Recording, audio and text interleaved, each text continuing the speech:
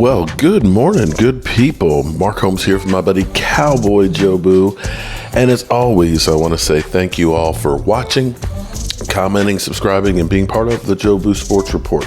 Without you guys, as well as you ladies, you know that this literally does not work. Hope you're having a great hump day. I guess you're probably having a better hump day than the Cleveland Browns, who found out that they've lost Deshaun Watson for the season. And, football is a hell of a sport. Any play can be your last one. And unfortunately for us, Leighton Vander Esch, we hope him a speedy recovery, but it may end up being that this might be Trent Williams block in the back, pushing him into Micah Parsons, may be the last play that he ever plays in football. At some point, you have to look at it and say, life is more important than football.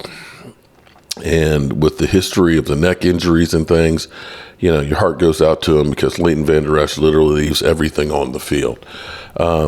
So hopefully everything works out for him. Maybe his career isn't over. We'll have to wait and see. But definitely his season is truly done.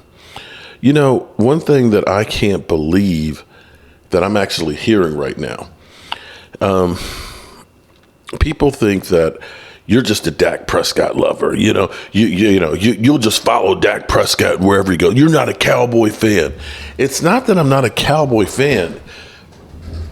Here's my thing on this whole Dak Prescott thing. For me, I look at it and say, it's the best option that we have.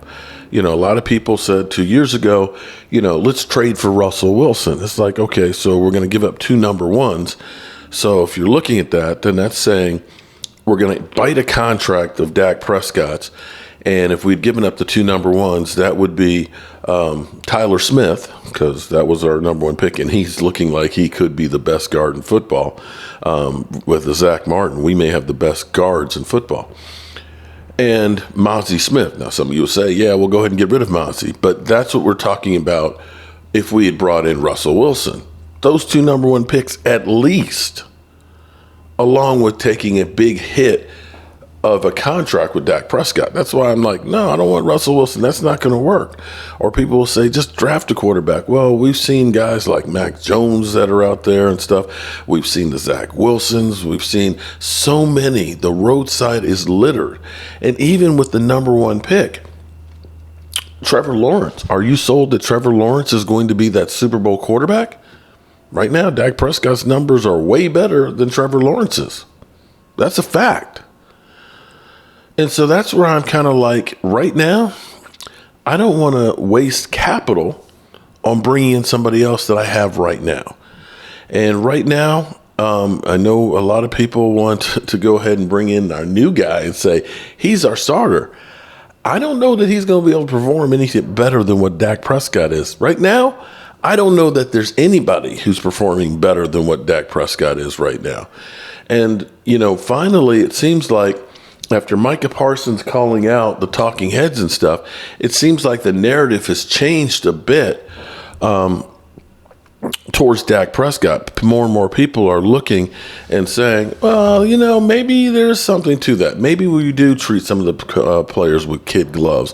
And, of course, we go for the knockout blow with Dak Prescott. And now you're beginning to see people look and say, yeah, Dak Prescott right now is doing it. Now, we'll see what happens when playoffs come in. But the things that he is doing right now, the way he is moving up the charts after literally being hamstrung by Mike McCarthy, is unbelievable.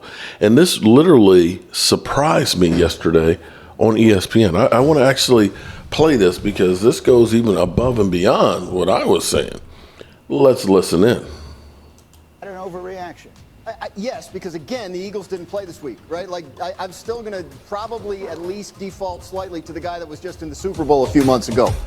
But over the past month, no one's played better than Dak. He's absolutely been lights out. If this continues for the rest of the year, we have this conversation in January, sure. But right now, I think There's nothing wrong. I mean, Jalen Hurts been playing hurt, and the Eagles are still winning, and he has been to the Super Bowl, and Dak Prescott is not. I'm going to still favor him in this conversation. Well, I believe my esteemed colleague from the great state of Maryland may take issue with that opinion. Dominic, if I said Dak is the best quarterback in the NFC, what would you say? I say he's the best quarterback in the NFL. Since that 49ers loss, he's the best statistically by almost all the advanced metrics. Yeah. And then if you watch the games, you also notice he's not getting great protection. Oh, no. He's balling with the offensive line collapsing. He's not getting a running game as great as we thought Tony Pollard was. That running game does not exist. CeeDee Lamb is playing well, but Dak, I think, is making everything much easier for everyone around him, including the coaching staff. 2 words for you, my friend. Welcome back. He's not dinking and dunking it either. I mean, like he's throwing it down the field. He is playing out of his mind, better than I think he's ever played in the NFL for the last 3-4 weeks. So why are you saying welcome back? Well, because y'all are trying to come back to the family dinner, but you ain't invited. Y'all ain't invited, okay? I sat here when y'all were all trying to get Dak fired after the season. He ain't going to be a Cowboy. He ain't going to be this. I said they're going to depend on Dak. He's going to tote them to the playoffs, maybe even the Super Bowl. Now y'all welcome back. Come on back in. You know what I mean? Hey, we'll let y'all sit at tables outside. Is the Super Bowl this week? Like, I don't understand. We have to win games to get there, Dan. That's what we're working on right now. So you know what the difference is to me, and someone was saying this all of last year. Oh, it was me. Was saying that why did Dak stop running? The element of the game in which he uses his legs is a huge difference maker. Yeah. And now he's doing it again, and I feel like that's been a huge part of the equation. Well, the foot's supposed to go this way, but it's facing this way. Yeah. You usually shy away from injury. But that was years ago, Jeff. Okay. You heard a nail. And you're help me. You broke a nail. I mean, oat milk. Oh, no, he didn't. Latte, all kinds of you don't think he remembers it? You don't think that pain flashes back in your brain? Can I just confirm what's just happening here?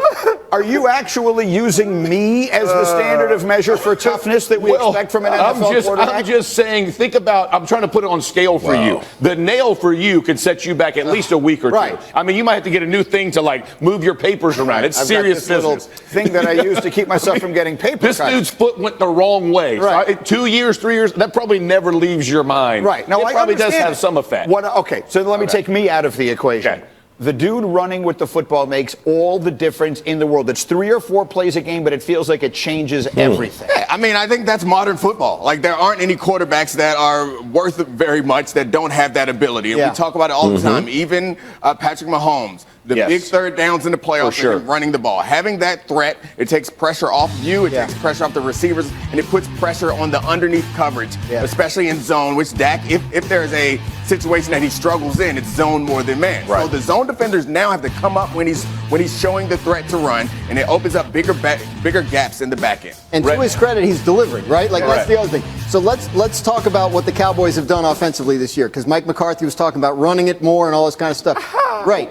So the offensive line has not been a good run blocking unit. They haven't been able to run it. All right, what is going well for us? Well, I bet if we have Dak throw it to CeeDee Lamb, that can work. Right. And to their credit, look, Sunday they're 17-point favorites. They're up 28-0. That's a game where you can get your run game going. And to some extent they did, right? By mixing in other guys. But to CeeDee Lamb. He kept throwing. And he kept throwing. And you can tell, there's like, this is what we're good at right now. This is what we're going to lean on. That's what you got to do. And you're watching Cooks come to the forefront, as well. The guy that they brought in who's a 1,000-yard receiver, seems like wherever he goes, he's playing well. Now you got CeeDee Lamb playing well. You got Ferguson, the tight end. But here's the other thing about the run the ball, Greeny, for your point. Yeah. Red zone, that's where it's going to separate him. Right. You know, had he not stepped out of bounds in Philly, right? You're that too, right? Like it's that little bit. But the more you run, the more comfortable you get in those situations. Is he the best quarterback in the NFC right now? I guess my point is, I don't think they went into the year with that as part of their plan. But it's evolved, right? Let's lean on the quarterback. He's playing great. Really quickly, Cindy, can we put those schedules for the Cowboys and the Eagles? They play each other in a month. And between now and then, the Cowboys schedule is here. Then the Eagles schedule is there they come. Will the Cowboys and Eagles be tied atop that division when they meet each other week 14? What do you think? Look at it. Cowboys going to win all 3 of those games. They're going to be 9-3. Are the Eagles going to win 2 of their 3 games? Are they going to be Chiefs, Bills, Niners? They're going to win 2 of those? I think, or they lose 2? I think they might lose 2. If they lose 2, in that case, then they're even. Yeah, I think we might end up with an even matchup, and the Commanders might be a tough game for the Cowboys. Okay, that game could be the division right there.